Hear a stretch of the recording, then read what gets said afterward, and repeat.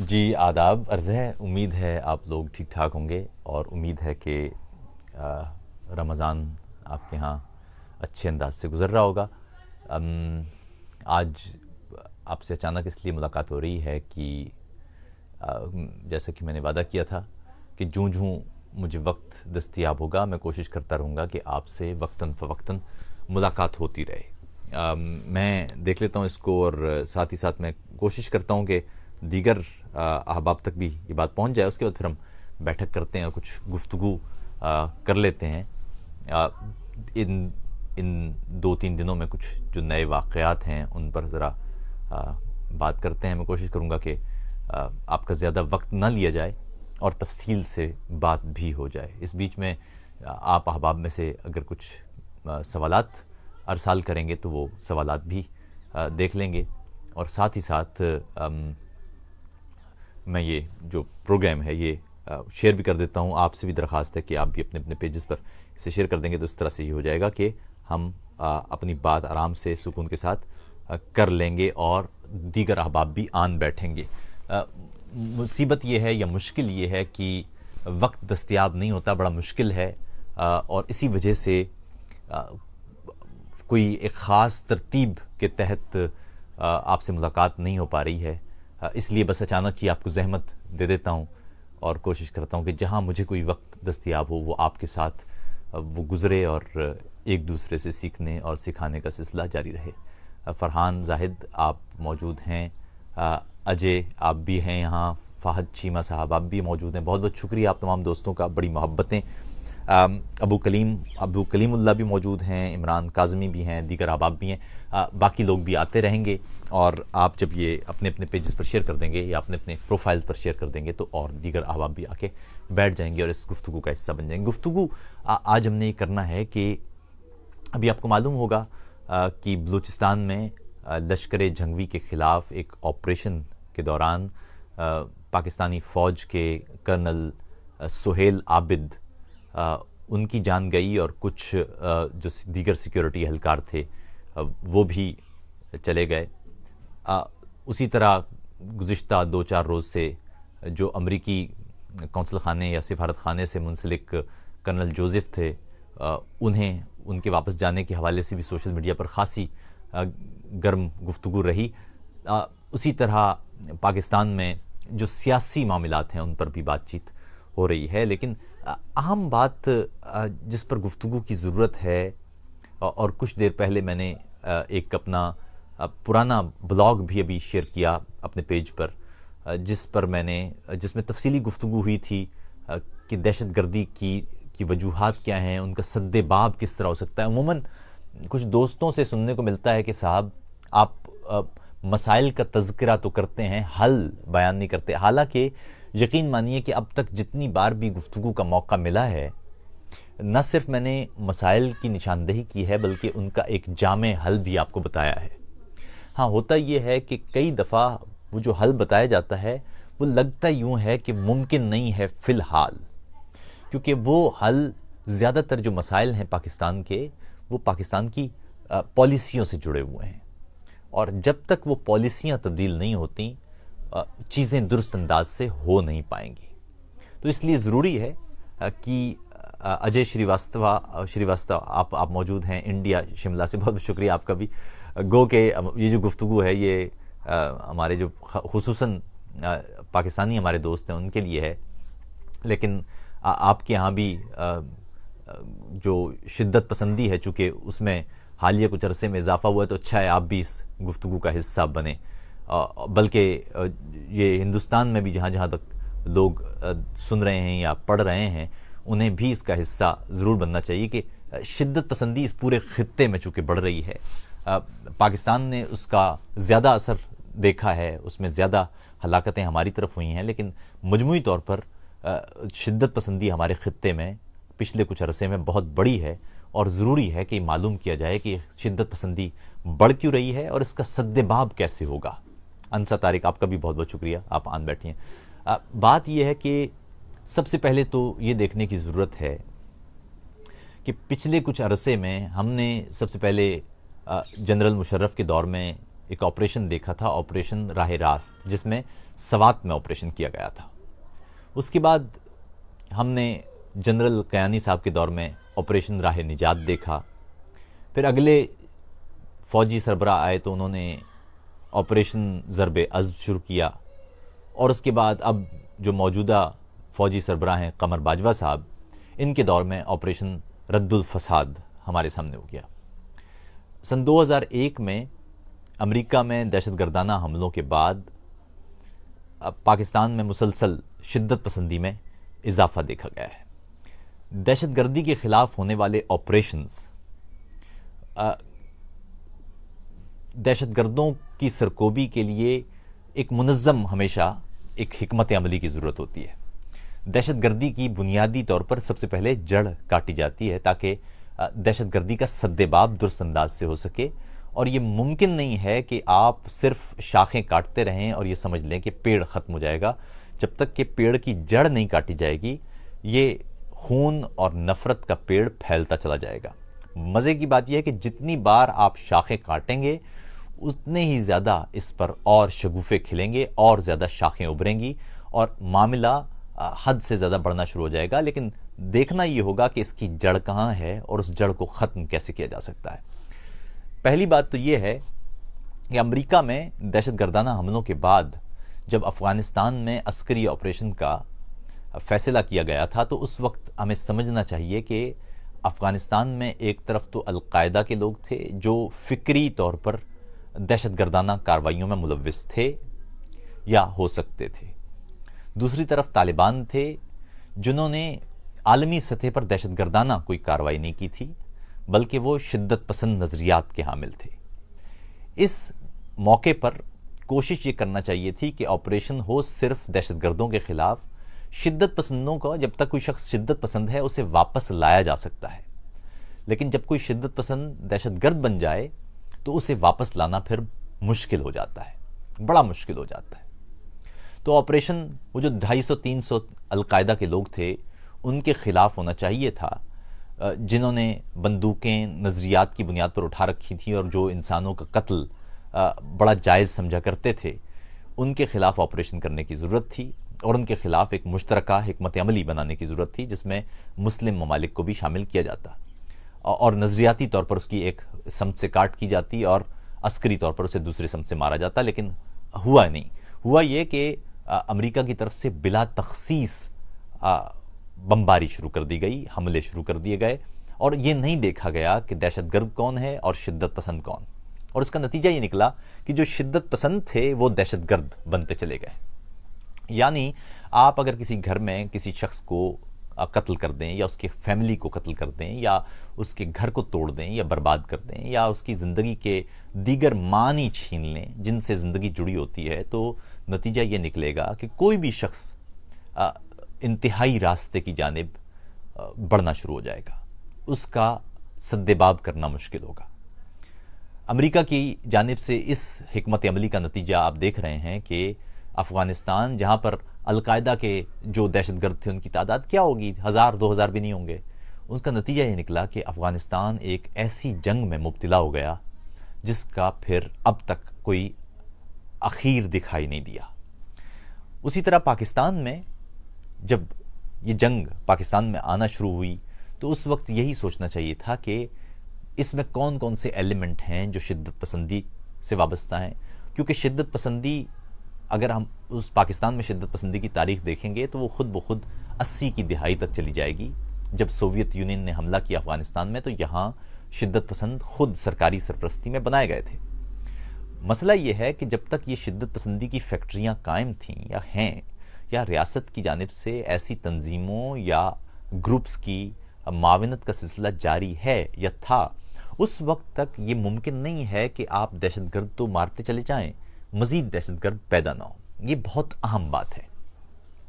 دہشت گردوں کی کسی نہ کسی حوالے سے براہ راست یا بالواسطہ ان کی مدد جاری رہی ہے، یہ سوچ کر کہ شاید مستقبل میں کسی بیرونی خطرے سے نمٹنے کے لیے یہ لوگ کام آئیں، گڈ طالبان کے نام سے، اور بیڈ طالبان ان دہشت گردوں کو قرار دیا گیا جو پاکستان کے اندر حملے کیا کرتے تھے۔ معاملہ یہ ہے کہ کبھی بھی دہشت گرد گڈ یا بیڈ نہیں ہوتا، دہشت گرد ہوتا ہے۔ یہ نہیں ہو سکتا کہ آپ ایک سانپ پالیں اور وہ سانپ صرف اور صرف دوسرے افراد کو ڈسے، آپ اس سے محفوظ رہیں۔ ایسا کوئی ایک بھی شاید جوگی نہیں ہوگا، سپیرا نہیں ہوگا جسے سانپ نے کبھی نہ کبھی ڈسا نہ ہو۔ تو اس لیے اہم بات یہ تھی کہ اسے نمٹا کیسے جائے اور اس کی حکمت عملی کیا ہوگی۔ ہم کب تک کرنل سہیل عابد اور اس طرح کے دیگر فوجی قربان کرتے رہیں گے؟ کب تک عام شہری مارے جاتے رہیں گے؟ ہماری مساجد محفوظ نہیں رہی ہیں، ہمارے مدرسے اور اسکول محفوظ نہیں ہیں، ہمارے بازار اور چوراہے محفوظ نہیں ہیں۔ اب جبکہ دہشت گردی کی کارروائیوں میں خاصی کمی بھی آ چکی، لیکن اس کے باوجود ایک خوف اور ایک خدشہ ہے جو برقرار ہے۔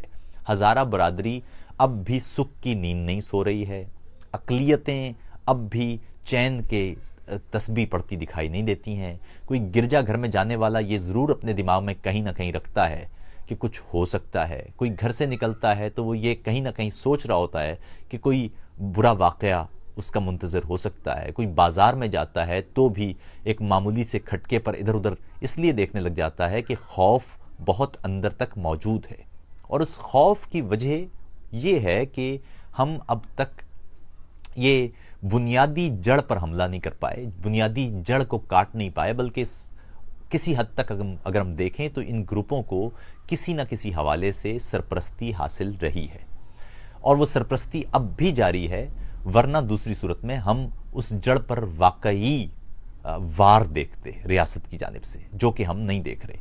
میں پھر بتا دوں کہ دہشت گردوں کو مارنے سے کبھی بھی دہشت گردی ختم نہیں ہوتی۔ دہشت گردی کے سدباب کے لیے ایک باقاعدہ ایک منظم حکمت عملی کی ضرورت ہوتی ہے، جو نظریاتی طور پر، بیانیوں کے طور پر، اقتصادی طور پر، قانونی طور پر وہ کئی محاذوں سے لڑی جاتی ہے۔ ایک طرف انصاف بھی مہیا ہو رہا ہو، ایک طرف علمی طور پر بھی لوگوں کا قد بڑھایا جائے، ایک طرف تعلیمی اصلاحات بھی کی جائیں، ایک طرف قانونی طور پر لوگوں کو مضبوط بنایا جائے، اقتصادی طور پر لوگوں کو ایک کئی تہوں میں یہ لڑائی لڑی جاتی ہے، اور اس طرح کامیابی ہو سکتی ہے۔ ایسا نہیں ہو سکتا کہ آپ کے جسم میں کوئی کینسر اگ پڑے اور آپ اس کینسر کے درد کو ختم کرنے کی کوشش کریں اور کینسر کو کھلا چھوڑ دیں، یا اس پھوڑے کو جو ناسور بنتا جا رہا ہے اسے کھلا چھوڑ دیں، اور اس کے وجہ سے ہونے والے درد کو آپ مارنے کے لیے پیناڈول یا ایبوبروفن کھانا شروع کر دیں اور یہ سمجھ لیں کہ اب اس کا علاج ہو جائے گا۔ عسکری کارروائیاں اس درد کا تو علاج ہو سکتی ہیں جو اس کینسر یا اس سرطان کی وجہ سے ہمیں برداشت کرنا پڑ رہا ہے، لیکن عسکری کارروائیاں اس کینسر کا حل نہیں ہے۔ سب سے پہلے یہ دیکھیے کہ دہشت گردی کی بنیاد کہاں سے آ رہی ہے۔ تو جو پاکستان میں دہشت گردی ہے، گو کہ دہشت گردی کی بہت ساری قسمیں ہیں، لیکن جو پاکستان میں دہشت گردی ہے یا اس کا جو بڑا حصہ ہے، اس کی بنیاد نظریاتی ہے۔ یعنی یہ افراد وہ ہیں جو مذہب یا مسلک کو استعمال کرتے ہوئے انسانوں کا قتل کرتے ہیں اور اسے جائز سمجھتے ہیں۔ ان افراد کو اگر آپ غور سے دیکھیں تو ان کے بھی کئی تہیں ہیں۔ ایک تو وہ ہیں جو واقعی نظریاتی طور پر دیگر مسلمانوں کو یا دیگر برادریوں کو زندہ رہنے کے لائق نہیں سمجھتے، اور دوسرے وہ ہیں جو مختلف دیگر وجوہات کی بنا پر ان کا حصہ ہیں۔ مثال کے طور پر کم تعلیم کی وجہ سے، یا روزگار نہ ہونے کی وجہ سے، یا انصاف کی عدم دستیابی کی وجہ سے، یا دیگر وجوہات سے۔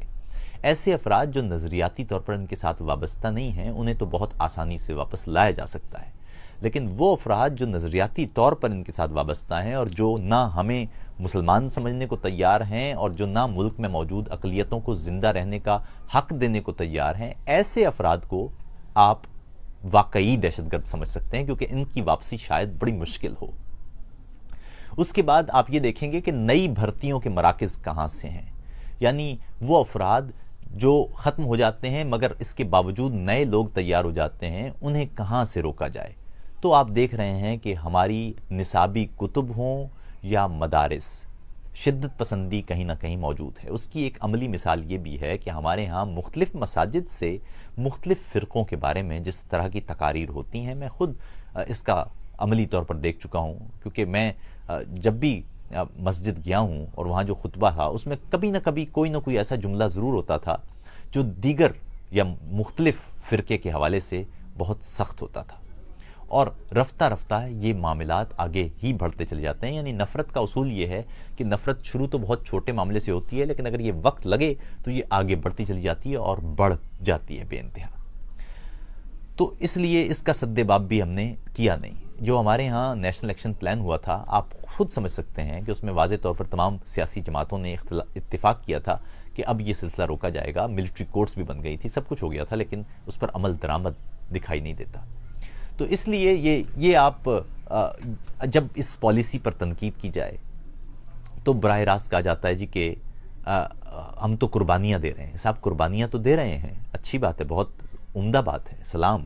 لیکن سوال یہ ہے کہ یہ قربانیاں کیوں دینا پڑ رہی ہیں؟ ہم یہ کہتے ہیں کہ صاحب پالیسیاں بدلو، تو وہ حسین فوجی جوانوں کی تصاویر لا کے دکھا دیتے ہیں. سوال یہ نہیں ہے کہ قربانیاں ہم دے رہے ہیں یا نہیں دے رہے. سوال یہ نہیں ہے کہ ہمیں قربانیاں دینی چاہیے یا نہیں دینی چاہیے. سوال یہ نہیں ہے کہ یہ قربانیاں عظیم ہیں کہ نہیں عظیم.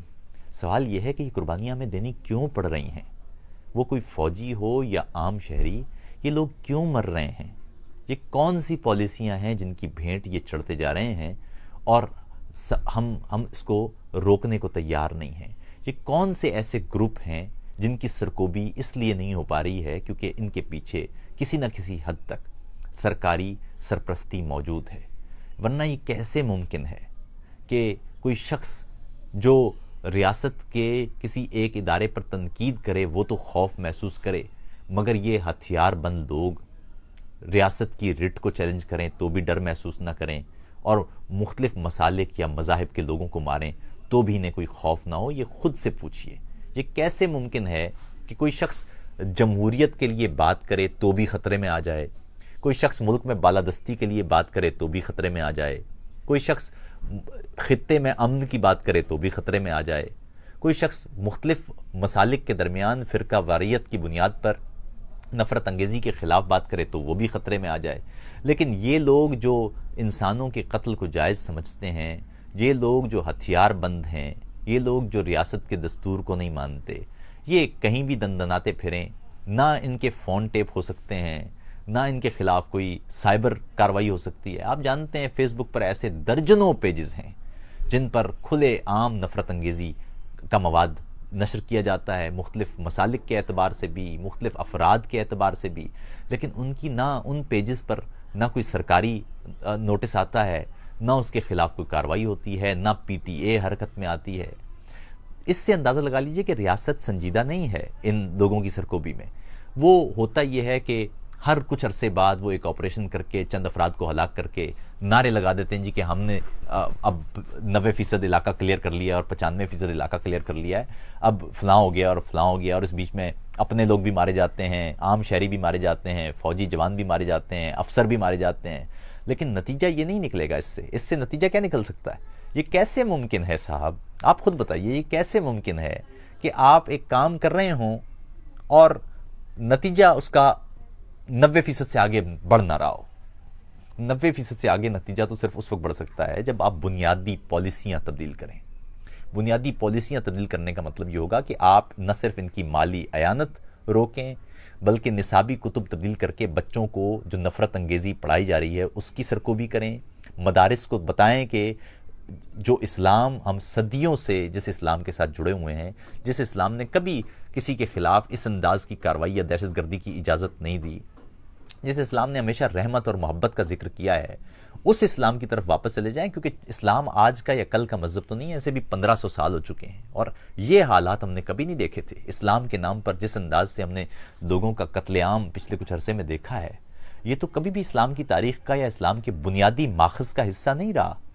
اس کے بعد آپ پھر یہ دیکھیں کہ حالیہ کچھ عرصے میں، اس سے پہلے آپ نے دیکھا ہوگا کہ ایک خاص مسلک کو استعمال کیا جاتا رہا جس کے ٹانڈے سعودی عرب سے ملتے تھے، اور اب پچھلے کچھ عرصے میں اپنی پرانی غلطیوں سے سبق سیکھنے کی بجائے اسلام یا مذہب کے کسی بھی نظریے کو نفرت انگیزی کے لیے استعمال ہونے سے روکنے کی جانب بڑھنے کی بجائے ہم نے دیکھا یہ کہ اب خادم رضوی اور اس انداز کے لوگوں کو عشق رسول کے نام پر، یعنی آپ خود سوچئے کتنا عجیب معاملہ ہے کہ عشق رسول یعنی عشق رحمت للعالمین کے نام پر ان کے منہ سے نفرت انگیزی دیگر افراد کے لیے افراد کے لیے بھی اور پوری کی پوری برادریوں کے لیے بھی، اور وہ کھلے عام پاکستان کی سڑکوں پر ہو رہی ہیں اور کوئی روکنے والا نہیں ہے۔ یعنی وہ ایک افتخار عارف صاحب کا بڑا اچھا شعر ہے کہ رحمت سید لولاک پہ کامل ایمان، امت سید لولاک سے خوف آتا ہے۔ تو یہ بڑا عجیب و غریب ایک معاملہ ہے کہ جو راستہ یا جو پالیسی ہم نے چلائی اور اس کے بھیانک ترین نتائج دیکھے، بدقسمتی یہ ہے کہ وہ پالیسی اب بھی ہم تبدیل کرنے کو تیار نہیں ہیں۔ اب ایک اور مسلک کو اسی انداز سے نفرت انگیزی کے لیے استعمال کیا جا رہا ہے، وہ مسلک جس پر اس سے پہلے اس کے ہاتھ خون سے رنگے ہوئے نہیں تھے، وہ مسلک جو ہندوستان تک میں اسلام کے احیاء اور پھیلاؤ کا باعث تھا، اب اس مسلک کو استعمال کر کے اپنے مفادات کے لیے اس سے نفرت انگیزی پیدا کی جا رہی ہے تاکہ اپنے سیاسی مقاصد حاصل کیے جا سکیں۔ یہ ہے وہ معاملہ جس کو جب تک روکنے کی ہم صحیح نہیں کرتے، ہم اس کے نتائج کبھی بھی اچھے حاصل نہیں کر سکیں گے، اور یہ علاقہ 90% سے زیادہ کبھی کلیئر نہیں ہوگا۔ ہم 90% پر جا کر اسی لیے رک جاتے ہیں کیونکہ وہ جو باقی 10% ہے، وہ 10% اصل میں وہ فیڈنگ گراؤنڈ ہے، وہ منبع ہے جس سے اس انداز کی نفرت انگیزی پیدا ہو رہی ہے اور وہ رکنے کا نام نہیں لیتی۔ اچھا، اس سے بھی زیادہ اہم بات یہ ہے کہ میں بار بار اس لیے کہتا ہوں کہ اس کے لیے ہمیشہ جب حکمت عملی بنتی ہے تو وہ ایکسپرٹس بناتے ہیں جنہوں نے تحقیق کی ہوتی ہے، جنہوں نے نہ صرف امپیریکل ریسرچ کی ہوتی ہے بلکہ انہوں نے دنیا کی مختلف تہذیبوں کو دیکھا ہوتا ہے اور اس طرح کی کیس سٹڈیز کی ہوتی ہیں تاکہ معلوم چل سکے کہ کس انداز سے اس مسئلے سے نمٹا جائے۔ مسئلہ یہ ہے کہ ساری کی ساری پالیسیاں بنتی ہیں GHQ کے اندر، اور وہ لوگ وہ جرنیل بناتے ہیں جنہوں نے اس انداز کا کبھی کوئی تحقیق کی ہی نہیں، جن کا یہ جو علاقہ ہے ان کا علاقہ ہے نہیں۔ تو نتیجہ یہ نکلتا ہے کہ وہ اپنے لوگ مرواتے ہیں۔ ہم کہتے ہیں صاحب یہ لوگ مر رہے ہیں، وہ تصویر دکھا کے لے آتے ہیں کسی شہید کی، کسی جان دینے والے کی، کہ دیکھیں صاحب ہمارے تو لوگ مر رہے ہیں، آپ تنقید کر رہے ہیں۔ ارے صاحب آپ یہ تنقید یہی کر رہے ہیں کہ کیوں مر رہے ہیں، یہ جواب دیجئے۔ یہ جواب نہ دیجئے کہ مر رہے ہیں ہمیں معلوم ہے۔ سوال ہم یہ پوچھ رہے ہیں کہ کیوں مر رہے ہیں یہ لوگ، کس لیے مر رہے ہیں، کیوں پالیسیاں تبدیل کرنے کو تیار نہیں ہیں۔ کرنل سہیل عابد نہیں، اس سے پہلے بھی کوئی لگ بھگ 20,000 ہمارے فوجی مر چکے ہیں، وہ کیوں مرے ہیں؟ یہ کیا ضرورت ہے کہ ہمیں ہر روز ہم اس قوم کو مزید خون ہی دینا ہے؟ یہ کیسی پالیسیاں ہیں جو کہیں رک ہی نہیں رہی؟ یہ کیسا معاملہ ہے کہ پچھلے 40 سال سے ہم جنگ کی حالت میں اور باہر نکلنے کو ہمارے پاس راستہ نہیں نکل رہا؟ تو سادہ سا معاملہ ہے کہ ہم اپنی پالیسیوں پر ڈٹے ہوئے ہیں، ان پالیسیوں کو ہم تبدیل کرنے کو تیار نہیں ہیں۔ پہلے ہم نے ایک مسلک استعمال کیا، اب دوسرا مسلک، جب یہ آگے پٹ جائے گا تو تیسرا مسلک، اور ہمارے اندر مزید نفرت، فرقہ واریت، ایک دوسرے سے عداوت یہ پیدا کی جاتی رہے گی، اور ہم کہیں گے حقوق تو کہیں گے کہ یہ دشمن کی ضرورت سازش ہوگی، ہم کہیں گے صاحب دستور تو کہیں گے جی دستور تو کوئی اہمیت نہیں رکھتا، ہمارا ملک خطرے میں ہے، ملک سے زیادہ تو دستور نہیں، پتہ معلوم نہیں ہے کہ عجیب و غریب قسم کی تعریفیں انہوں نے گھڑ رکھی ہیں جن کو معلوم ہی نہیں ہے کہ اگر دستور نہیں ہوگا تو صاحب ملک بھی نہیں ہوگا۔ ملک کے تو مختلف حصے دستور سے ہی تو جڑے ہوتے ہیں، اگر دستور ہی نہیں ہوگا تو ملک کیسے قائم رہے گا؟ کوئی پنجابی یا کوئی بلوچ یا کوئی سندھی، کوئی مہاجر یا یہ آپس میں رشتہ دار تو نہیں ہے، ان کے درمیان تو ایک معاہدہ ہے جنہوں نے ان تمام برادریوں کو ایک دوسرے کے ساتھ جوڑ کے رکھا ہوا ہے، اور وہ معاہدے کا نام ہے دستور پاکستان۔ اس معاہدے میں لکھا ہوا ہے کہ یہ تمام کی تمام برادریاں برابر ہوں گی، ملک کی شہری ہوں گی، ان کے تمام کے حقوق ہوں گے، اور وہ حقوق ریاست مہیا کرے گی۔ انہیں بولنے کی آزادی ہوگی، انہیں سیاسی معاملات میں شرکت کرنے کی آزادی ہوگی، انہیں اپنی بات کہنے کی آزادی ہوگی، انہیں ریاستی پالیسیوں پر تنقید کرنے کی آزادی ہوگی، انہیں صحت دی جائے گی، انہیں تعلیم دی جائے گی، ان کے حقوق کا خیال رکھا جائے گا، انہیں سچ اور آزادی کے ساتھ رہنے دیا جائے گا۔ لیکن یہ سارے حقوق کاٹ کر صرف ایک خوف پیدا رکھنا کہ یہ ملک خطرے میں ہے، کوئی بولے نہیں، یہ ملک خطرے میں ہے، تعلیم حاصل کرنے کی ضرورت نہیں ہے، یہ ملک خطرے میں ہے، ہم صحت پہ خرچ نہیں کریں گے، یہ ملک خطرے میں ہے، ہم اقتصادیات پر کچھ نہیں کر سکتے، یہ ملک یعنی ایک ملک خطرے میں ہے۔ پچھلے 40 سال سے 50 سال سے ہم مسلسل اس جنگ سے نکل نہیں پا رہے۔ تو صاحب ایک سوال میں آپ سے کرنا چاہتا ہوں، ایک ایسا ملک جس کی زمین بھی شاندار ہو، ایک ایسا ملک جس میں دریا اور جھرنے بھی ہوں، ایک ایسا ملک جو وسائل سے مالا مال بھی ہو، ایک ایسا ملک جو دنیا کی بلند ترین برف پوش چوٹیوں والا بھی ہو اور سیاحت کے بہترین مناظر کا حامل بھی ہو، ایک ایسا ملک جس میں تھر جیسا ایک ایسا علاقہ بھی ہو جو ریت سے اٹا ہوا ہے اور وہاں سولر پینل بھی لگ سکتے ہیں، ایک ایسا ملک جس کے پاس گرم پانی کی بندرگاہیں بھی ہوں، ایک ایسا ملک جس کے پاس ایٹمی توانائی بھی ہو، ایک ایسا ملک جس کے پاس خشک پہاڑ بھی ہوں، ایک ایسا ملک جس کے پاس میدان بھی ہوں، ایک ایسا ملک جس کے پاس کھیت بھی ہوں، ایک ایسا ملک جس میں 50% سے زیادہ آبادی 30 برس سے کم عمر کی بھی ہو، ایک ایسا ملک جس کی آبادی کا میڈین 23 ہو، ایک ایسا ملک جس میں وسائل کا ڈھیر ہو، ایک ایسا ملک جو کچھ نہ کرے صرف سیاحت سے ہی اپنی روٹی کمانے کی کوشش کرے تو کروڑ پتی بن جائے، ایک ایسا ملک جس میں صرف روزگار کے مواقع نکالے جائیں تو یہی ہمارے بچے ہنرمند اور انجینئر بن کر دنیا کی تمام چیزیں اپنے گھر میں بنانا شروع کر دیں، ایک ایسا ملک جس میں جو ڈرون کے پرزے لینے کے لیے یا مشینیں لینے کے لیے دنیا کے مختلف ممالک کے آگے ہاتھ پھیلاتا پھرتا ہے، اگر وہ اپنے ملک کے بچوں پر تھوڑا سا انویسٹ کرے تو یہ سارے پرزے، یہ ساری مشینیں وہ بچے خود بنا سکتے ہیں۔ ایک ایسا ملک، اگر ایک ایسا ملک جو وسائل سے بھی، جو افرادی قوت کے اعتبار سے بھی، جو زمین کے اعتبار سے بھی، جو جغرافیے کے اعتبار سے بھی، جو وسائل کے اعتبار سے بھی اتنا مالا مال ہو، اس میں کیا گڑبڑ ہے کہ وہ آگے نہیں بڑھ پا رہا؟ اس میں کیا گڑبڑ ہے کہ دہشت گردی ختم نہیں ہو رہی؟ اس میں کیا گڑبڑ ہے کہ ہمارے لوگ مر رہے ہیں؟ اس میں کیا گڑبڑ ہے کہ ہم اپنے پیروں پر کھڑے نہیں ہو پا رہے؟ اس میں کیا گڑبڑ ہے کہ ہمارا پاسپورٹ افغانستان کے ساتھ رکھا جاتا ہے اور شام سے بھی نیچے ہے یا صومالیہ کے ساتھ ہے؟ اس میں کیا گڑبڑ ہے کہ دنیا کی انٹرنل سیکیورٹی کے اعتبار سے پاکستان نیچے سے چوتھا ملک ہے؟ اس میں کیا گڑبڑ ہے کہ ہمارے ہاں تقریباً جو پیدائش یعنی جو پیدائش کے بعد کے بچے جو مرتے ہیں وہ دنیا میں اس کی شرح سب سے زیادہ ہے؟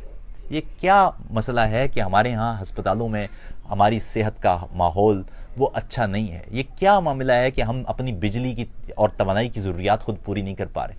یہ سوال خود سے کرنے کی ضرورت ہے، یہ سوال خود سے کرنے کی ضرورت ہے کہ ایسا کیا معاملہ ہے کہ ہم بولتے ہیں تو فوراً کہا جاتا ہے کہ صاحب کوئی یہ غیر ملکی سازش ہو رہی ہے، یہ کوئی خوف ہے، یہ کوئی چال ہے، یہ کوئی عالمی سازش کا حصہ ہے، یہ تنقید نہیں کرنی چاہیے۔ صاحب یہ سوال یہ ہے کہ اگر سب کچھ اچھا ہے اور ہم اس جگہ پر ہیں تو کوئی وجہ تو ہوگی۔ یہ کیسے ممکن ہے کہ ساری چیزیں ہوں؟ ایک بلند ترین اکانومی کے لیے جو چیزیں چاہیے ہوتی ہیں وہ یہ چاہیے ہوتی ہیں کہ آپ کے پاس افرادی قوت ہو، آپ کے پاس نوجوان لوگ ہوں، آپ کے پاس اچھی دھرتی ہو، آپ کے پاس سورج موجود ہو، آپ کے پاس توانائی کے قدرتی ریسورسز موجود ہوں، سب چیزیں تو موجود ہیں۔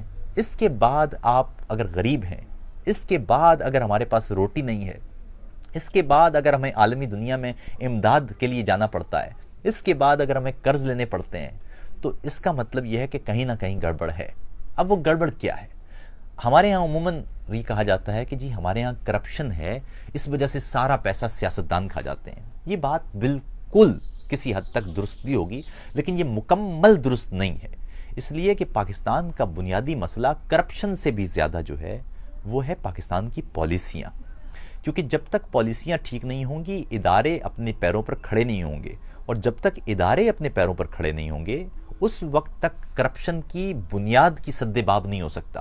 یعنی آپ کسی شخص کو کرپشن سے ذاتی طور پر نہیں روک سکتے، بلکہ ادارے موجود ہوتے ہیں اور وہ ادارے ایک منظم طریقے سے لوگوں کو اس دائرے کے اندر رکھتے ہیں، اور جب کوئی شخص کوئی کرپشن کرنے کا سوچے بھی تو اسے معلوم ہوتا ہے کہ فلاں ادارہ اس کے راستے میں آ جائے گا۔ یعنی کوئی شخص تو دھوکہ دے سکتا ہے لیکن نظام دھوکہ نہیں دیتا۔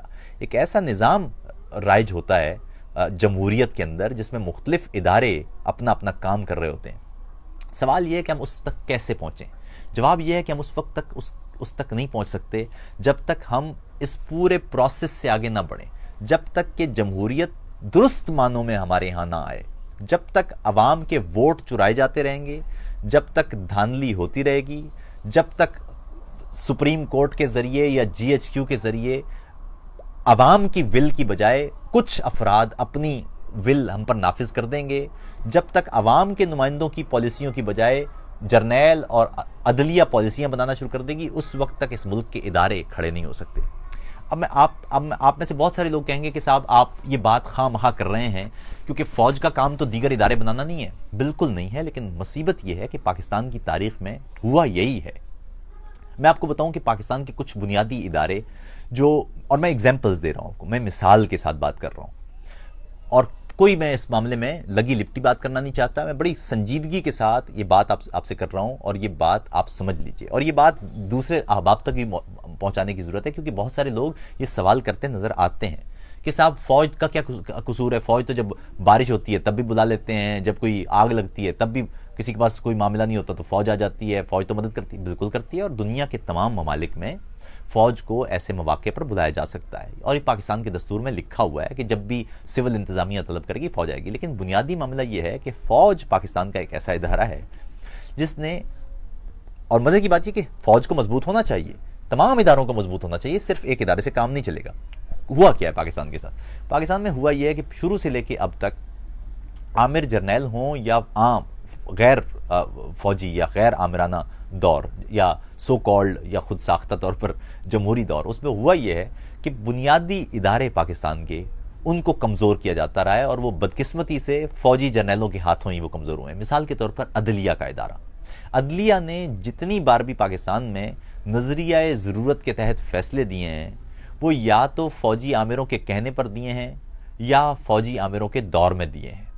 وہ کسی سیاستدان کے حوالے سے ہو یا ملکی دستور توڑنے کے حوالے سے، وہ آپ غور کریں گے کہ وہ فیصلے یا تو آمروں کے لیے ہوئے ہیں یا آمروں کے دور میں ہوئے ہیں۔ تو عدلیہ کا ادارہ جسے بہت مضبوط ہونا چاہیے تھا، اس کی حالت آپ کے سامنے ہے۔ میں اب ایک بڑی سادہ سی ایک اور ایگزامپل بھی دے دوں تاکہ آپ کو معلوم ہو جائے کہ ابھی ریسنٹلی یہ واقعہ ہوا ہے۔ یہ بہت ساری ویڈیوز بھی آپ نے دیکھی ہوں گی۔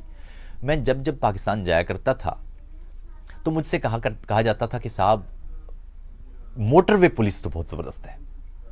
ہمارے ایک بہت اچھے دوست ہیں، وہ پاکستان کی قومی کرکٹ ٹیم کے پلیئر بھی ہیں، میں نام نہیں بتانا چاہتا، انہوں نے کہا عاطف بھائی میں وہاں سے گزرا، 2 دفعہ انہوں نے میرا چالان کر دیا، میں کہتا رہ گیا کہ بھائی میں پاکستان کی قومی کرکٹ ٹیم میں شامل ہوں، میں مشہور ہوں، میں ملک کا ہی، کہنے لگا عاطف بھائی میں ملک کا ہیرو ہوں، لیکن انہوں نے تو بالکل لحاظ نہیں کیا، بلکہ ان میں سے تو ایک نے کہا کہ میں نے اس کو بتایا کہ میں فلاں ہوں، تو انہوں نے کہا جی میں آپ کو بہت محبت کرتا ہوں، آپ پاکستان کا فخر ہیں اور سب، اور اس کے بعد کہہ رہا ہے، اور اس بیچ میں وہ چالان بھی کرتا چلا گیا، اور چالان کرنے کے بعد اس نے چالان میرے حوالے کیا اور کہا کہ میں آپ کے ساتھ ایک سیلفی بنا سکتا ہوں، اور اس نے سیلفی بھی بنائی، لیکن چالان میں معافی نہیں دی۔ میں جب پاکستان جاتا تھا مجھے لوگ کہتے تھے یار یہ عجیب لوگ ہیں، عجیب پولیس ہے، یہ ججوں کا بھی چالان کر لیتی ہے، یہ دوسرے پولیس والوں کا بھی چالان کر، یہ کسی کو معاف ہی نہیں کرتی، آپ کچھ کہہ دیں کہ جی آپ فلاں کے بچے ہیں، فلاں کے بیٹے ہیں، فلاں کے بھتیجے ہیں، وہ معاف نہیں کرتے۔ پھر ہوا یہ کہ ایک دفعہ موٹر وے پولیس کے ایک سارجنٹ نے ایک کپتان کو روکا، تو نتیجہ یہ نکلا کہ اس کپتان نے پہلے اسے سڑک پر مارا، اس کو وردی میں اس کے کپڑے، وردی اس کی پھاڑ دی، پھر فون کر کے اور ایس ایس جی کے کمانڈوز بلا لیے۔ وہ ایس ایس جی کے کمانڈوز سرکاری لباس میں، سرکاری وردی میں، سرکاری رائفلوں کے ساتھ، جو جنگ والی رائفلیں ہوتی ہیں، جو آپریشن کے لیے استعمال کی جاتی ہیں، جو دہشت گردوں کے لیے قوم نے ان کے حوالے کیے ہیں، جو ملک کے دشمنوں کے لیے قوم نے ان کے حوالے کیے ہیں، وہ لے کے آئے، اور اس سارجنٹ کو، پولیس والے کو، موٹر وے پولیس والے کو مارتے مارتے وہ فوجی اڈے لے گئے، اور وہاں بھی اسے بری طرح سے عقوبت کا نشانہ بنایا۔ اس کے بعد اسے چھوڑ دیا گیا، اور اس کی تصاویر پھٹے ہوئے لباس کے ساتھ اور چہرے پر خوف و ہراس کے ساتھ وہ پورے سوشل میڈیا پر سامنے تھی۔ اس کے بعد فوجی ترجمان کا بیان آ گیا جی کہ وہ سارا معاملہ ٹھیک ہو گیا ہے، یہ نہیں بتایا گیا کہ اس کپتان کو کورٹ مارشل کیا گیا یا نہیں کیا گیا۔ وہ کمانڈوز جو ملک کے ایک پولیس والے کو اپنا کام درست انداز سے کرنے پر انہوں نے اسے مارا، اس کو وردی میں مارا، اسے اغوا کیا، اسے فوجی اڈے جو قوم کا پیسوں سے بنا ہوا ہے وہاں لے کے گئے اور اسے وہاں مارا، اور اس کے بعد ان ایس ایس جی کمانڈوز پر کوئی مقدمہ کٹا یا ان کا کورٹ مارشل ہوا، عوام کو نہیں معلوم۔ اب میں آپ سے ایک سوال پوچھتا ہوں، آپ پولیس کے ایک سارجنٹ ہیں، آپ اس جگہ پر کھڑے ہیں اور آپ محب وطن بھی ہیں اور فرض شناس بھی، کیا آپ اس واقعے کے بعد کسی کپتان، کسی فوجی کو روکیں گے؟ صاحب سچی بات یہ ہے کہ نہیں روکیں گے۔ اس طرح سے یہ ادارہ ہمیشہ ہمیشہ کے لیے ٹوٹ گیا، کیونکہ اب وہ سارجنٹ جب کسی کو روکے گا تو اسے معلوم ہوگا کہ وہ کپتان بھی ہو سکتا ہے، وہ کوئی بھی ہو سکتا ہے۔ جب اسے ایک دفعہ مارا جا سکتا ہے اور قوم اس کے پیچھے کھڑی نہیں ہوئی تو دوسری دفعہ بھی اسے پیٹا جا سکتا ہے، اس کے پیچھے کھڑے ہونے والا کوئی نہیں ہے۔ اسی کی وجہ سے اب وہ ادارہ کبھی بھی اپنے پیروں پر کھڑا نہیں ہو سکتا۔ اس طرح سے کر کے پاکستان کے بے شمار ادارے توڑے گئے ہیں۔ اگر اس کپتان کو سزا دی جاتی، اس کپتان کو اس پولیس والے کے سامنے معافی منگوائی جاتی، ان تمام ایس ایس جی کمانڈوز کے کورٹ مارشل کیے جاتے اور انہیں جیل بھیجا جاتا کہ تمہاری ہمت کیسے ہوئی کہ ایک پولیس والے پر تم نے سرکاری بندوق تانی یا اسے زد و کوب کیا اور اسے اغوا کیا۔ ان لوگوں کو اگر سنجیدہ سزا دی جاتی تو موٹر وے پولیس کا وہ سارجنٹ، نہ صرف وہ سارجنٹ بلکہ دیگر بھی سینہ پھلا کے اپنی فرض شناسی کا مظاہرہ کیا کرتے، لیکن ایسا ہوا نہیں۔ پاکستان کی تاریخ میں ایسا ہی ہوتا رہا ہے۔ جو ادارہ پاکستان میں مضبوط ہوا ہے اسے اس انداز سے تباہ کر دیا گیا ہے۔ آپ کراچی الیکٹرک سپلائی دیکھ لیں کہ اسٹیل مل دیکھ لیں کہ آپ کو ہر جگہ آپ اس کو کھوجیں تو پانی کا مسئلہ ہو کہ بجلی کا مسئلہ ہو کہ کھانے کا مسئلہ ہو کہ صفائی کا مسئلہ ہو کہ وہ آپ کو سیدھا جب آپ اسے کھولیں گے، تعلیمی نصاب ہوگے، وہ آپ کو لے جائے گا انہی پالیسیوں کی طرف۔ تو اگر یہ ہے معاملہ تو اس طرح تو ریاستیں نہیں چل سکتی۔ جب ہم یہ کہتے ہیں کہ آپ برائے مہربانی دستور ہم نے بنایا، اس دستور میں دائرے درج ہیں، اس دائروں کا خیال رکھیں۔ میں نے اس سے پہلے بھی کہا تھا، میرے والد فوج میں تھے، انہوں نے 48 کی جنگ بھی لڑی، 65 کی جنگ بھی لڑی، 71 کی جنگ بھی لڑی، وہ جنگی قیدی بھی تھے، وہ ایک بہترین فوجی تھے۔ انہوں نے اپنا کام بطور فوجی بہت عمدہ انداز سے کیا۔ میں نے فوج میں جانے کی بجائے میں نے پڑھنے لکھنے کی طرف رجوع کیا، میں نے کتب پڑھی، میں نے دنیا کے مختلف شہروں اور ممالک کے دورے کیے، ہزاروں لاکھوں لوگوں سے ملا، تحقیقی مقالے لکھے، مختلف انداز کے جو تحقیق ہے وہ کی، اور میں ابلاغیات اور سیاسی جو ابلاغیات ہوتی ہے، پولیٹیکل کمیونیکیشن، اس میں تعلیم میں نے حاصل کی، اعلیٰ تعلیم حاصل کی۔ اگر میں اپنے والد کے ساتھ بیٹھوں اور میں اس سے کہوں کہ آپ سیاسی ابلاغیات پر آپ بولیں اور بندوق میں چلاؤں گا، تو نتیجہ یہ نکلے گا کہ نہ مجھ سے، کیونکہ میں تو بندوق نہیں جانتا تو میں بندوق نہیں چلا سکوں گا، اور وہ سیاسی ابلاغیات میں کچھ نہیں کر سکیں گے۔ یہی وجہ ہے کہ جو بھی شخص ہے اس کا اپنا ایک دائرہ ہے، اگر وہ اپنے دائرے میں کام کرے گا تو وہ بہتر کام کرے گا۔ اگر ایک اچھا فوجی ہے تو اس کا مطلب ہرگز نہیں ہے کہ وہ اچھا ڈاکٹر بھی ہو، اگر ایک اچھا ڈاکٹر ہے تو اس کا ہرگز مطلب نہیں ہے کہ وہ اچھا پائلٹ بھی ہو۔ اگر میں ایک ریسرچر ہوں تو میرا ہرگز یہ طریقہ، میں یہ کلیم نہیں کر سکتا کہ میں ایک اچھا فوجی بھی ہوں گا۔ مختلف لوگ مختلف کام کرتے ہیں، اور ہمارے ہاں یہ جملہ آپ نے اکثر سنا ہوگا، آپ بات کریں گے، آپ تنقید کریں گے پالیسی پر، وہ کہیں گا کہ آپ فوج پر تنقید کر رہے ہیں، آپ کسی روز کوئی رات مورچے پر گزار کے دکھائیں۔ ارے صاحب، مورچے پر میرا کیا تعلق رات گزارنے کا؟ میں فوجی تھوڑی ہوں۔ اگر آپ کسی فوجی کو کہیں گے کہ وہ میری جگہ یونیورسٹی میں لیکچر دے کے دکھائے، جتنا اس کے لیے وہ لیکچر مشکل ہوگا اتنا ہی میرے لیے مورچے کا کام مشکل ہوگا، کیونکہ مورچے کا کام میرا کام نہیں ہے، میرا کام ہے، اس کا کام ہے، اس لیے وہ فوجی ہے اور میں مطالعے سے میرا تعلق ہے۔ تو اس لیے ہمارے ہاں بہت ساری غلطیاں ہیں، اور وہ غلطیاں ساری کی ساری اگر آپ غور کریں، سنجیدگی کے ساتھ جائیں، تو وہ غلطیاں ہماری پالیسیوں کے ساتھ جڑی ہوئی ہیں۔ وہ پالیسیاں جب تک ہم ٹھیک کرنے کو تیار نہیں ہیں، ہم غداری کے فتوے بھی جاری کرتے نظر آئیں گے، ہم ایک دوسرے پر نفرت انگیزی والے الزام بھی لگاتے نظر آئیں گے، القابات بھی دیتے نظر آئیں گے، ملک دشمن بھی کہتے نظر آئیں گے، فلاں سے ڈالر پکڑ لیے، فلاں نے پیسے دے دیے ہوں گے، فلاں نے سازش کر دی ہوگی، فلاں ملک کی ایجنسی ہمارے پیچھے ہے، فلاں پیچھے ہے، اور حالت یہ ہے کہ اپنا گھر ٹھیک نہیں کر رہے۔ اس کی مثال بھی میں آپ کو بڑی اچھی دے دیتا ہوں۔ اس کی مثال یہ ہے کہ اگر آپ کا بچہ اور آپ کی بیوی یا آپ کے گھر کا کوئی شخص وہ مسلسل لڑائی جھگڑے میں ملوث ہوتا ہو، وہ آپ کو مارتا ہو یا آپ کی تعظیم نہ کرتا ہو یا آپ کو گالیاں دیتا ہو، اور آپ کے گھر میں ہر وقت ایک لڑائی کا ماحول ہو، گھر کے لوگ ایک دوسرے کی عزت نہ کرتے ہوں، میں پڑوسی ہوں اور میں آپ کا دشمن ہوں اور میں یہ معاملہ دیکھ رہا ہوں، تو اگر ایسے میں آپ کی بیگم کو ایک پرس خرید کے دے دیتا ہوں اور بچے کو چاکلیٹ لے کے دیتا ہوں اور کہتا ہوں کہ اور کرو، تو قصور میرا ہے یا قصور آپ کے گھر کا ہے؟ اپنا گھر ٹھیک کریں گے، اپنے اندر ہونے والی تقسیم ختم کریں گے، اپنے اندر کی لڑائیاں ختم کریں گے، یا دشمن کو الزام دیں گے؟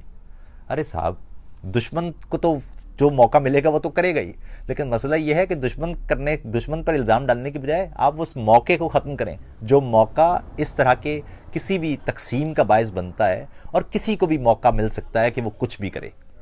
ابھی دیکھیے، حالیہ دنوں میں ہم نے دیکھا کہ پشتون تحفظ موومنٹ والوں نے اپنے دستوری اور جمہوری حقوق کے لیے آواز اٹھائی۔ ان جمہوری اور دستوری حقوق پر بات کی بجائے میں نے اور میرے لیے بڑی افسوسناک بات بھی تھی، دکھ والی بات بھی تھی، بلکہ کہیں کہیں غصے والی بات بھی تھی۔ ان لوگوں کی گفتگو، ان کے جملوں یا ان کے مطالبات پر گفتگو کی بجائے عمومی طور پر جو مجھے نظر آیا وہ یہ کہ یہ افغان ہیں، یہ واپس جائیں۔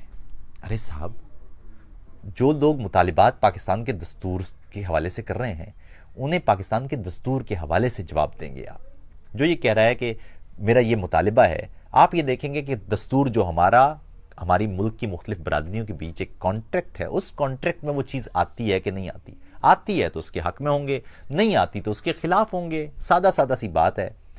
براہ راست کسی اپنے ہی شہری کو یہ کہہ دینا کہ وہ اس ملک کا شہری ہی نہیں ہے، فلاں ملک اس کے پیچھے تو افغانستان کی ایجنسی ہے، اس کے پیچھے تو بھارت کی ایجنسی ہے۔ ارے صاحب، یہ معاملہ اہم ہی نہیں ہے، یہ معاملہ اہم ہی نہیں ہے کہ اس کے پیچھے کون ہے۔ اہم یہ معاملہ ہے کہ وہ جو کہہ رہا ہے کیا وہ دستور پاکستان کے اندر ہے یا نہیں ہے۔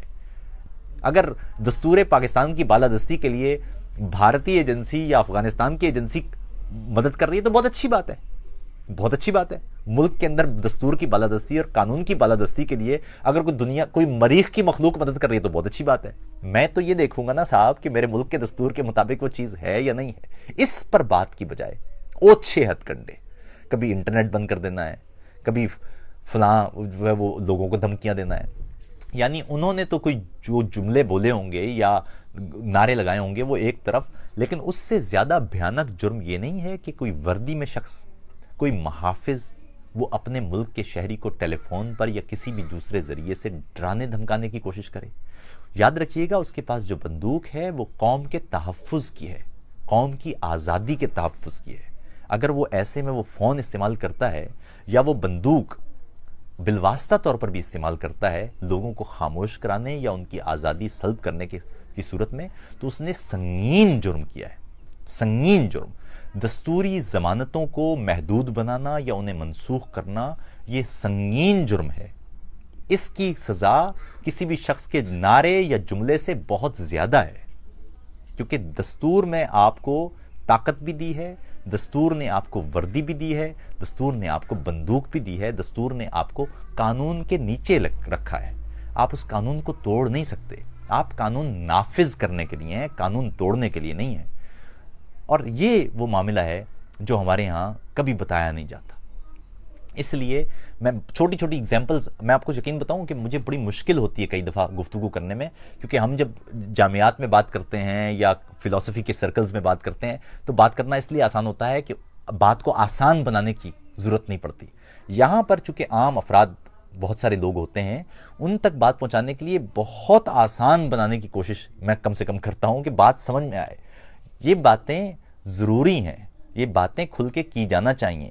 صاحب، جو فوجی اپنا کام کرتا ہے، ہماری سر آنکھوں پر وابڈا کا ایک الیکٹریشین کھمبے پر چڑھا ہوا ہے، ہم سلام کرتے ہیں۔ کوئی ایک پولیس والا ہے، وہ بینک کے باہر کھڑا ہے دھوپ میں، ظاہر ہے ہمارے لیے، ہمارے دلوں میں اس کے لیے عزت ہے۔ کوئی ریلوے والا کام کر رہا ہے، اپنا کام ٹھیک انداز سے کر رہا ہے، ہم سب عزت کرتے ہیں۔ لیکن یہ برتری نہیں ہو سکتی کہ سپاہی کو تو آپ عزت دے رہے ہیں اور جو فوجی سپاہی ہے اس کو تو عزت دے رہے ہیں اور پولیس والے کو عزت نہیں دیں گے۔ یہ تخصیص نہیں ہوتی اچھے معاشروں میں۔ جو آدمی دستور کے مطابق اپنا کام ٹھیک انداز سے کر رہا ہے اسے سلام، جو دستور کے مطابق اپنا کام ٹھیک نہیں کر رہا وہ جرم کر رہا ہے، اس کی سزا۔ اس طرح سے معاشرہ بنتا ہے۔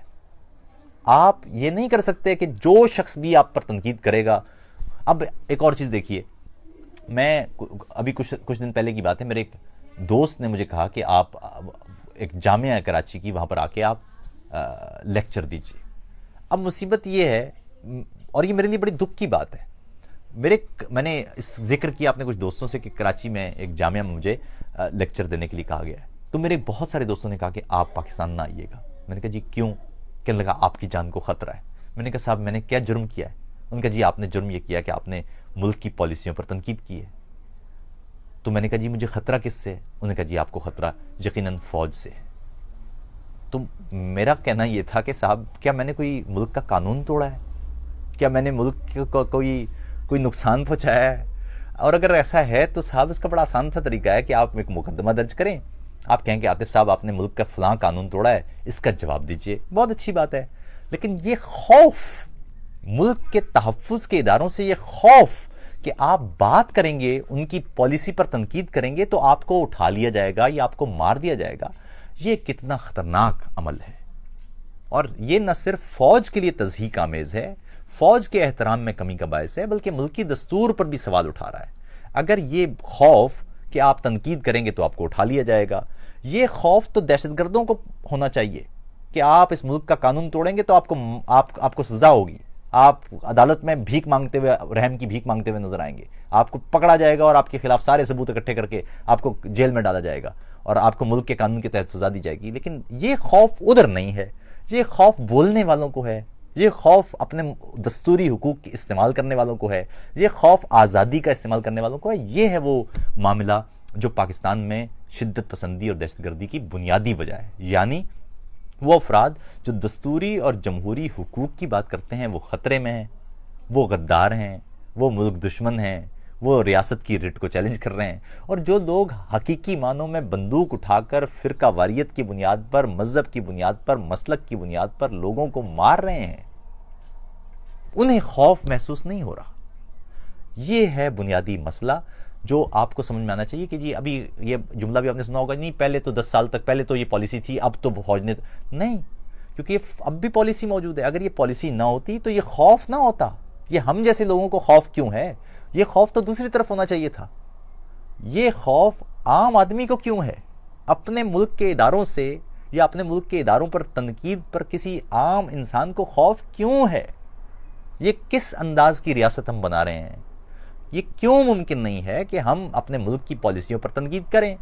اگر ہماری تنقید وہ ایک نقطہ نظر ہے، اس کا رد پیش کیا جا سکتا ہے. آپ کہیں جی کہ آپ نے جو بات کی ہے یہ اچھی بات نہیں ہے، یہ فلاں اس کی فلاں پوائنٹ ٹھیک نہیں ہے، اس کو آپ اس انداز سے کریں، یہ بالکل ٹھیک ہے. اس میں یہ کہاں سے آ گیا کہ اگر ایک شخص ملک کی پالیسیوں سے اختلاف کرتا ہے تو اسے ملک کا دشمن سمجھ دیا جائے؟ ارے صاحب، ملک کی پالیسیاں تو ملک نہیں ہیں، ہم سب ملک ہیں. پاکستان، ہم سب پاکستان ہیں. اس ملک کے تمام لوگ ہی تو پاکستان ہیں. اگر آپ اپنے لوگوں کو بولنے نہیں دیں گے، اپنے لوگوں کو اصلاح نہیں کرنے دیں گے، اپنے لوگوں کو آزاد نہیں ہونے دیں گے، اپنے لوگوں کو آزادی سے بات نہیں کرنے دیں گے، تو پھر اس آزادی کا ہم نے اچار ڈالنا ہے. یہ کیسی آزادی ہے؟ یہ تو گورا صاحب کے دور میں ایسے ہوتا تھا کہ گورا صاحب کے خلاف آپ نے بات کی تو آپ پر بغاوت کا یا غداری کا مقدمہ چلے گا، آپ کو پھانسی دے دی جائے گی. یہ تو اس دور کی باتیں تھیں. آزادی ہم نے اس لیے لی تھی کہ جی فلاں محکمے پر بات نہیں ہوگی. آپ واپٹا پہ بات کر سکتے ہیں، آپ ریلوے پہ بات کر سکتے ہیں، آپ سٹیل مل پہ بات کر سکتے ہیں، آپ ڈاکخانے پہ بات کر سکتے ہیں، آپ سیاستدانوں کی ایسی تیسی کر سکتے ہیں، آپ ملک کی جمہوریت کو گالی دے سکتے ہیں، آپ ملک کے دستور کو گالی دے سکتے ہیں، آپ پارلیمان پر لعنت بھیج سکتے ہیں، آپ کچھ بھی کر سکتے ہیں. لیکن آپ نے فلاں دائرے، فلاں GHQ کے بارے میں، کسی جرنیل کے بارے میں بات نہیں کرنی، کیونکہ یہ آسمان سے اترے ہوئے وہ فرشتے ہیں کہ ان کی نہ تو کوئی پالیسی غلط ہو سکتی ہے، نہ یہ تو. صاحب اگر سوال سادہ سا ہے، اگر پالیسی غلط نہیں ہو سکتی تو میں نے عرض کیا کہ اس ملک کے پاس وسائل بھی ہیں، اس ملک کے پاس بہترین زمین بھی ہے، اس ملک کے پاس بہترین دماغ بھی ہیں، اس ملک کے پاس بہترین لوگوں کی تعداد بھی ہے. پھر کیا وجہ ہے؟ اور اوپر سے پالیسیاں بھی آپ کے بقول بہت اچھی ہیں. تو پھر یہ کیا وجہ ہے کہ ہم دنیا میں کہیں منہ نہیں دکھا رہے؟ یہ کیا وجہ ہے کہ ہمیں IMF سے بھیک مانگنا پڑتی ہے؟ یہ کیا وجہ ہے کہ ہماری اقتصادیات ممبئی کی اقتصادیات سے بھی کم ہے؟ یہ کیا وجہ ہے؟ اس وجہ کو سوچئے گا تو آپ کو بہت سارے سوالات کے جوابات مل جائیں گے. اور ان سوالات میں ایک سوال یہ بھی ہے کہ دہشت گردوں کی کمر 90% سے آگے کیوں نہیں ٹوٹ رہی؟ اس کا سادہ سا جواب یہ ہے کہ فوجی جرنیلوں نے جو پالیسیاں بنائی ہیں وہ پالیسیاں درست نہیں ہیں. جب تک آپ ان پالیسیوں کا دفاع کرتے رہیں گے، جب تک وہ پالیسیاں جاری رہیں گی، آپ کچھ کر لیں، اس ملک کے مسائل حل نہیں ہو سکتے. اپنا خیال رکھیے گا. آپ کے کچھ سوالات ہوں تو وہ ضرور بتائیے گا. آداب.